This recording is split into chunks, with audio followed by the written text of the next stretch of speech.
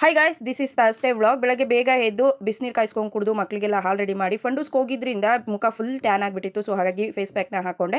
Morning ತಿಂಡಿಗೆ ಅಂತ ಅವಲಕ್ಕಿ ಉಪ್ಪಿಟ್ಟನ್ನ ಮಾಡೋಣ ಅಂತ ಅಂದ್ಕೊಂಡ್ರೆ ಎಲ್ಲನೂ ಕೂಡ ರೆಡಿ ಮಾಡಿಕೊಂಡೆ.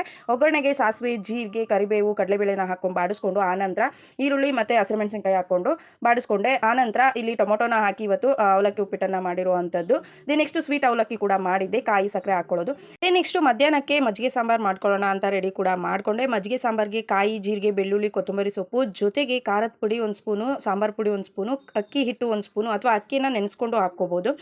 ಅದಾದಮೇಲೆ ಅದನ್ನು ಫುಲ್ ಗ್ರೈಂಡ್ ಮಾಡಿಕೊಂಡು ಈರುಳ್ಳಿನ ಕಟ್ ಮಾಡಿಕೊಂಡು ಒಗ್ಗರಣೆಗೆ ಸಾಸಿವೆ, ಜೀರಿಗೆ, ಕರಿಬೇವು ಹಾಕ್ಬಿಟ್ಟು ಈರುಳ್ಳಿಯನ್ನು ಹಾಕ್ಕೊಂಡು ನೀಟಾಗಿ ಫ್ರೈ ಮಾಡ್ಕೋಬೇಕು. ಆನಂತರ ನಾವು ಮಸಾಲೆ ಏನು ರುಬ್ಬಿರ್ತೀವಲ್ವ ಆ ಒಂದು ಮಸಾಲೆನ ಅದಕ್ಕೆ ಆ್ಯಡ್ ಮಾಡಿಕೊಂಡು ಸ್ವಲ್ಪ ಉಪ್ಪನ್ನು ಕೂಡ ಆ್ಯಡ್ ಮಾಡ್ಕೋಬೇಕು.